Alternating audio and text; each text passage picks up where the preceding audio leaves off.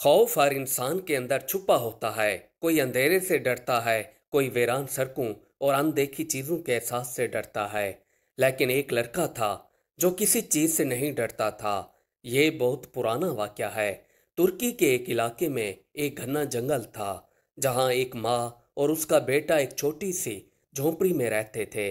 ना कोई बस्ती थी, ना कोई पड़ोसी, बस एक पुरस्रार खामोशी थी। सर्दियों की एक शाम माँ बेटा दोनों बैठे बातें कर रहे थे कि अचानक एक तूफान आया और तेज हवा ने झोंपड़ी का कमजोर दरवाजा खोल दिया। हवा की सरसराहट एक अजीब मगर खौफनाक आवाज पैदा कर रही थी। आवाज सुनकर औरत चौंकी और कंपने लगी। ये अपने कंधे के पीछे ऐसे देखने लगी जैसे कोई खौफनाक चीज इसके पीछे खड़ी हो। ये बहुत डर गई और डरते डरते अपने बेटे से कहने लगी कि बेटा, जल्दी से दरवाजा बंद करो, मुझे डर लग रहा है। इसका बेटा कहने लगा, माँ, खौफ क्या होता है? डरने का क्या मतलब? माँ ने जवाब दिया, उठो, तुम दरवाजा बंद करो। मैं बस डर रही हूँ। ये सिर्फ एक एहसास है जो अचानक दिल में आता है और इसकी वजह भी मालूम नहीं होती। लड़के ने हैरत से कहा, यह बड़ी अजीब बात है। खौफ नजर आना चाहिए। माँ, मैं दुनिया का सफर करूंगा और खौफ की तलाश करूंगा, यहाँ तक कि मैं इसका सामना करूंगा। अगली सुबह जब इसकी माँ अभी बिस्तर से नहीं उठी थी, तो लड़का अपनी झोपड़ी से बाहर निकला और डर को तलाश करने निकला। लेकिन इसे अंदाजा नहीं था कि यह सफर इसे किस तरफ ले जाएगा। ये सारा दिन जंगलों और खेतों में घूमता रहा और शाम से थोड़ा पहले एक पहाड़ पर पहुंचकर ऊपर चढ़ने लगा। पहाड़ की चोटी के करीब एक सुनसान जगह पर इसने कुछ लोगों को आग के गिर्द बैठे हुए देखा। पत्थरों से टकराने के बाद इनकी हंसी दूर तक गूंजी। ये सब खतरनाक डाकू थे।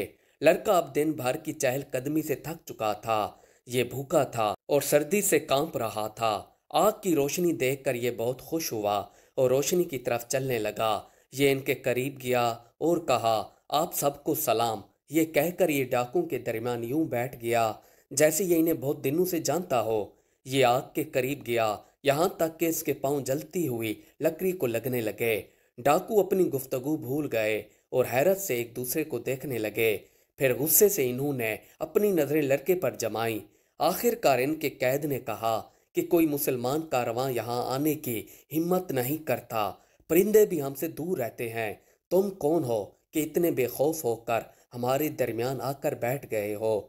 लड़के ने जवाब दिया, डर वही है जिसकी मुझे तलाश है। क्या आप लोग मेरी मदद करेंगे? मैं डर की तलाश में घर से निकला हूँ। हो सकता है आप लोग मुझे खौफ दिखा दें।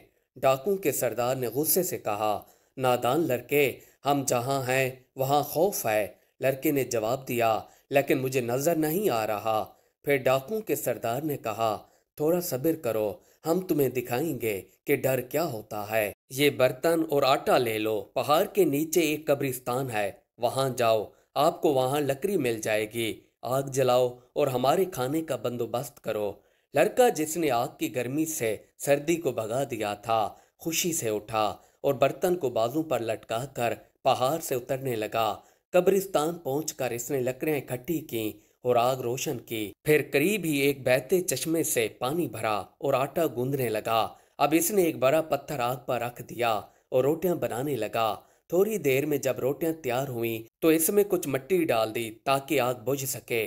उसी वक्त करीब की कब्र से एक हाथ निकला और आवाज आई कि क्या तुमने ये खाना मेरे लिए बनाया है? लड़के ने हंसते हुए जवाब दिया, क्या तुम समझते हो कि मैं जिंदा का खाना मुर्दों को दूंगा? ये कहकर इसने मुर्दे के हाथ पर चमचा फेंका और कहा कि वापस जा, तुम मर चुके हो। फिर इसने रोटियां उठाई और सीटी बजाते हुए वापस पहाड़ की तरफ चलने लगा। जब ये वापस पहुंचा तो डाकू के सरदार ने इससे पूछा कि अब बताओ, क्या तुम डर गए? लड़के ने जवाब दिया कि नहीं। क्या कोई खौफ था? मैंने सिर्फ एक हाथ देखा जो कब्र से निकला और मुझसे रोटियां छीनना चाहता था। मैंने उसे भी अच्छा सबक सिखाया और उसके हाथ पर चमचा फेंका और वो हाथ गायब हो गया। क्या मरे हुए लोग कभी खाना मांगते हैं? ये सुनकर डाकू एक दूसरे को फटी फटी आंखों से देखने लगे और लड़का खुशी से आग के पास बैठ गया। अच्छा, तुम तालाब के पास जाओ, रास्ते में जरूर डर जाओगे। लड़के ने कहा, मैं डरता हूँ। इसने जवाब दिया, क्या वाकई ऐसा है? अगर ऐसा है तो मैं अभी जाऊंगा। یہ کہہ کر یہ تالاب کی طرف چلنے لگا۔ جلد ہی یہ اس جگہ پہنچ گیا جہاں چاند کی روشنی میں پانی کا ایک تالاب چمک رہا تھا۔ اس نے تالاب کے عین اوپر ایک لمبا جھولا لٹکا ہوا دیکھا۔ اس جھولے پر ایک بچہ تھا جو مسلسل رو رہا تھا۔ لڑکے نے سوچا کہ یہ جھولا اتنی عجیب جگہ پر ہے، لیکن یہ بچہ کیوں رو رہا ہے؟ یہ اس کی طرف جانے ہی والا تھا کہ ایک نوجوان لڑکی بھاگتی ہوئی آئی اور اس سے کہنے لگی، میں اپنے چھوٹے بھائی کو جھولے سے نیچے اتارنا چاہتی ہوں، لیکن یہ جھولا میرے لیے اتنا اونچا ہے کہ میں اسے چھو بھی نہیں سکتی۔ اگر تم تالاب کے کنارے جا کر کھڑے ہو جاؤ اور میں تمہارے کندھوں پر چڑھ جاؤں تو شاید میں اسے پکڑ لوں۔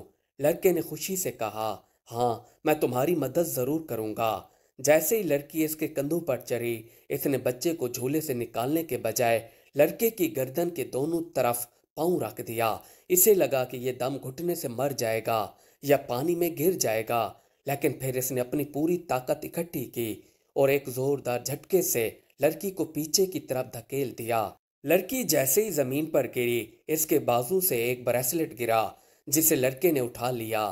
اس نے اپنے آپ سے کہا، یہ بھی ٹھیک ہے، میں یہ کرا ان تمام عجیب و غریب واقعات کی یاد میں رکھوں گا جو گھر سے نکلنے کے بعد میرے ساتھ پیش آ رہے ہیں۔ پھر اس نے پیچھے مڑ کر بچے کو دیکھنے کی کوشش کی، لیکن اس کا کوئی نام و نشان نہ تھا، نہ کوئی جھولا تھا اور نہ کوئی بچہ۔ اسی دوران صبح کی پہلی کرنیں آسمان پر نمودار ہونے لگیں۔ بازو پر کرا باندھ کر یہ پہاڑ کی دوسری طرف میدانوں میں واقع ایک چھوٹے سے شہر کی طرف چل پڑا۔ یہ بھوکا اور پیاسا تھا۔ جیسے یہ قصبے کی مرکزی گلی میں داخل ہوا تو ایک خوفناک چہرے والا شخص اس کے سامنے کھڑا تھا۔ اس نے پوچھا، یہ کرا تمہیں کہاں سے ملا؟ یہ میرا ہے۔ لڑکے نے جواب دیا کہ نہیں، یہ میرا ہے۔ خوف زدہ آدمی نے گرج کر کہا، یہ تمہارا نہیں ہے، مجھے دے دو ورنہ تمہارا کچھ بگڑ جائے گا۔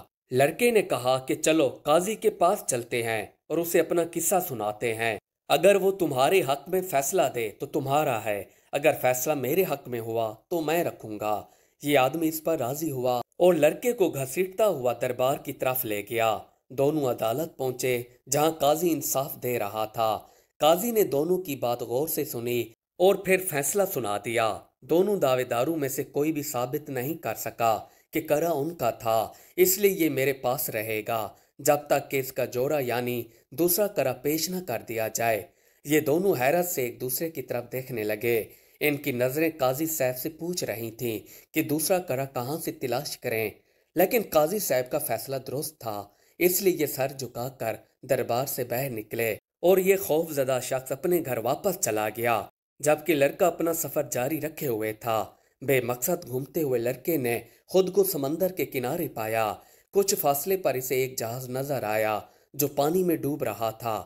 جہاز پر ملحا خوف سے چیخ رہے تھے اور مدد کے لیے پکار رہے تھے۔ لڑکے نے ان کو آواز دی اور پوچھا، کیا تم نے وحشت کا سامنا کیا؟ میں اسے تلاش کر رہا ہوں۔ لہروں کے شور میں ملحاؤں کی آواز گونجنے لگی، ہم عنقریب پانی میں ڈوب جائیں گے، موت ہمارے قریب ہے اور ہم اس گہرے پانی سے خوف محسوس کر رہے ہیں۔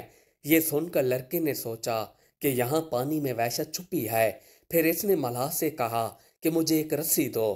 اس نے رسی کا ایک سر اپنے جسم سے اور دوسرا جہاز کے مستول سے باندھا اور سمندر میں چھلانگ لگا کر مزید نیچے جاتا رہا، یہاں تک کہ اس کے پاؤں سمندر میں موجود ایک پتھر پر رک گئے۔ اس نے اندر جھانکا تو اسے ایک سمندری پری نظر آئی جس کا چہرہ چالاک تھا۔ یہ پوری طاقت سے ایک زنجیر کھینچ رہی تھی جس سے اس نے جہاز کو باندھ رکھا تھا۔ یہ آہستہ آہستہ جہاز کو پانی کے اندر کھینچ رہی تھی۔ لڑکے نے فوراً اپنے دونوں ہاتھوں سے پری کے بازو پکڑ لیے اور اسے زنجیر چھوڑنے پر مجبور کر دیا۔ اس نے زنجیر کاٹ دی۔ زنجیر کٹتے ہی جہاز سمندر کی سطح پر رک گیا اور ملحا نے اسے چٹان سے ہٹا دیا۔ پھر اس نے سمندر کی پری کو ایک بھاری پتھر سے باندھ دیا۔ پری حیرت سے لڑکے کو دیکھتی رہی اور اس کی آنکھیں کھلی کی کھلی رہ گئیں۔ جاتے وقت اس نے پری کو الوداع کہا اور خود واپس ساحل کی طرف آ گیا جہاں اس کے کپڑوں کا بنڈل ابھی تک پڑا تھا۔ نوجوان نے جلدی سے کپڑے بدلے اور وحشت کی تلاش میں آگے بڑھ گیا۔ کچھ دیر بعد یہ ایک خوبصورت گھنے اور سایہ دار باغ میں پہنچا جو خوشبودار پھولوں سے لدا ہوا تھا۔ اس باغ کے بیچ میں ایک صاف شفاف دریا بہہ رہا تھا۔ اب یہ بہت تھکا ہوا تھا یہ خوشبودار پھولوں سے لدی جھاڑیوں کے نیچے بیٹھ گیا۔ تھوڑی دیر میں یہ سو گیا۔ اچانک پروں کی سرسراہٹ اور پانی کے قطروں نے اسے جگا دیا۔ اس نے احتیاط سے سر اٹھایا اور دیکھا کہ 3 کبوتر دریا میں غوطہ لگا رہے ہیں۔ یہ پانی میں خوشی سے چھلک رہے تھے، خود کو ہلا رہے تھے اور پھر دریا کے گہرے پانی میں غوطہ لگا کر غائب ہو گئے۔ جب یہ دوبارہ نمودار ہوئے تو یہ 3 کبوتر نہیں رہے تھے، بلکہ 3 خوبصورت لڑکیاں بن چکی تھیں جو اپنے درمیان موتیوں سے بنی میز اٹھائے ہوئے تھیں۔ انہوں نے اس میز پر خوبصورت کپ رکھے۔ پھر ایک لڑکی نے جگ میں پیالہ بھرا اور اپنے منہ پر لے جانے لگی۔ دوسری لڑکی نے اسے روک کر پوچھا، کس کا نام لے کر پی رہی ہو؟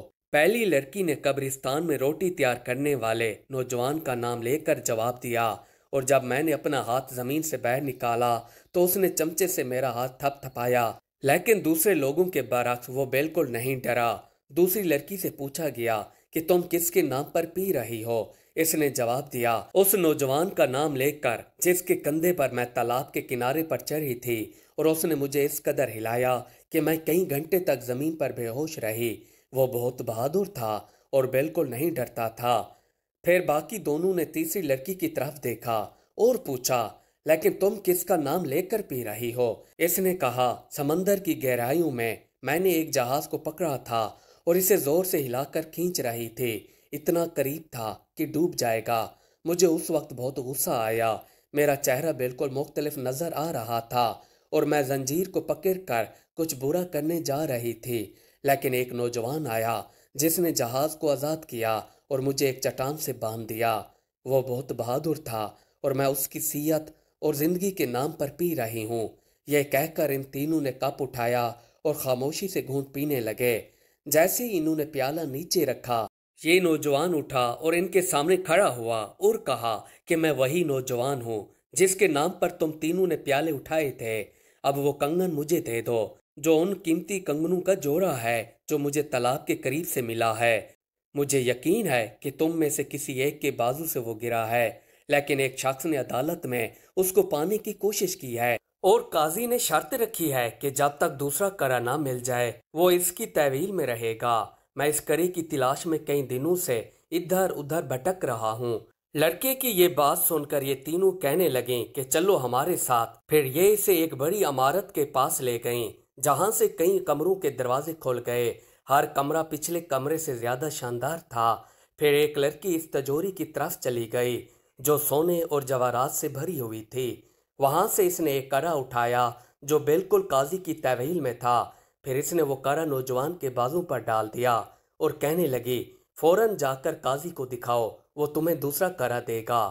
نوجوان نے جواب دیا، میں تمہیں کبھی نہیں بھولوں گا، لیکن شاید ہم دوبارہ نہ ملیں، کیونکہ جب تک میں خوف کو اپنے سامنے نہ دیکھ لوں میں آرام نہیں کروں گا۔ پھر یہ وہاں سے چلا گیا اور قاضی سے دوسرا کرا لے آیا۔ اس کے بعد یہ پھر خوف کی تلاش میں نکلا اور مسلسل آگے بڑھتا رہا۔ ایک دن یہ ایک بڑے شہر میں داخل ہوا جہاں تمام گلیاں اور بازار لوگوں سے بھرے ہوئے تھے۔ یہ ایک گلی سے گزرا جہاں لوگوں کے ہجوم کی وجہ سے اس کے لیے راستہ بنانا مشکل تھا۔ اس نے اپنے پاس کھڑے ایک شخص سے پوچھا کہ یہ سب لوگ یہاں کیوں جمع ہوئے ہیں؟ اس شخص نے جواب دیا کہ اس ملک کا حاکم فوت ہو چکا ہے اور چونکہ اس کی کوئی اولاد نہیں ہے، اس لیے نئے بادشاہ کا انتخاب کرنا بہت ضروری ہے۔ ہر روز ایک مقدس کبوتر اس مینار سے آزاد ہوتا ہے اور جس کے سر پر یہ بیٹھے گا وہی ہمارا بادشاہ ہوگا۔ چند لمحوں میں کبوتر اڑ جائے گا۔ آپ بھی یہاں انتظار کریں اور دیکھیں کیا ہوتا ہے۔ اب سب کی نظریں مینار پر تھیں۔ سورج نکلتے ہی مینار کا دروازہ کھلا اور ایک خوبصورت کبوتر جو کہ رنگین تھا ہوا میں اڑتا ہوا نکلا اور چکر لگاتا رہا۔ یہ آخر کار اس نوجوان کے سر پر آ کر بیٹھ گیا۔ لوگوں نے بادشاہ زندہ باد کے نعرے لگانے شروع کر دیے، لیکن لڑکا یہ نعرے سنتے ہی خوش ہونے کے بجائے کچھ محسوس کرنے لگا۔ یہ اپنے آپ سے پوچھنے لگا کہ اگر میں بادشاہ بن گیا تو کیا ہوگا؟ اس نے اپنے آپ کو اپنے خیالوں میں تخت پر بیٹھے دیکھا۔ اس کی ساری زندگی غریبوں کو امیر بنانے، دکھی لوگوں کو خوش کرنے، برے لوگوں کو اچھا بنانے اور انصاف قائم کرنے میں گزر جائے گی، لیکن یہ کبھی کامیاب نہیں ہوگا کیونکہ یہ کوئی آسان کام نہیں ہے۔ پھر اس نے سوچا کہ یہ اپنی خواہش کے مطابق کبھی کچھ نہیں کر سکے گا۔ ये कभी अकेला घूम नहीं सकेगा।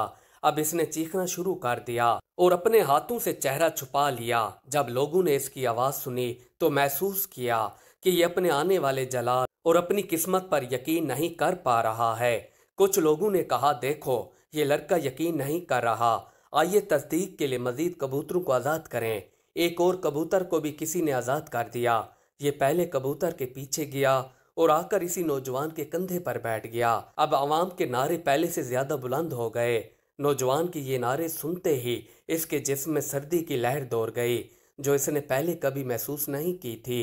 ये इन्हीं सोचों में गुम था कि हजूम में से एक बूढ़ा आदमी इसके करीब आया और इसके कानों में सरगोशी गूंजी, बेटा तुमने खतरनाक डाकुओं, कब्रिस्तानों, लाशों और खतरनाक चीजों का सामना किया, पर तुम्हारा दिल कभी ना काम सका। लेकिन जब तुम्हें बादशाह बनाने का ऐलान हुआ तो तुमने जिम्मेदारी, ताकत का बोझ और अपनी आज़ादी का खात्मा देखा। बेटा ये वही डर है जिसकी तुम्हें इतनी देर से तलाश थी। बूढ़े की ये बात सुनकर नौजवान सोचने लगा कि इसे हुक्मरान मिल गया है, लेकिन ये सबसे बड़ा इम्तिहान है। ये सोचने लगा कि मेरे पास दौलत और ताकत हो सकती है, लेकिन एक दिन मुझे इसका भी हिसाब देना पड़ेगा। इसने अपनी किस्मत को मान लिया कि इसे बाकी जिंदगी खौफ के साथ गुजारनी पड़ेगी। दोस्तों, सैयदना सदीक़ अकबर रज़ी अल्लाह ताला अन्हु फरमाया करते थे कि काश मैं कोई परिंदा होता जो एक दरख्त से दूसरे दरख्त तक उड़ सकता और मुझे क़यामत के दिन हिसाब नहीं देना पड़ेगा। मज़ीद अच्छी अच्छी वीडियोस देखने के लिए हमारी वीडियो को लाइक और चैनल को सब्सक्राइब कर लीजिए। शुक्रिया।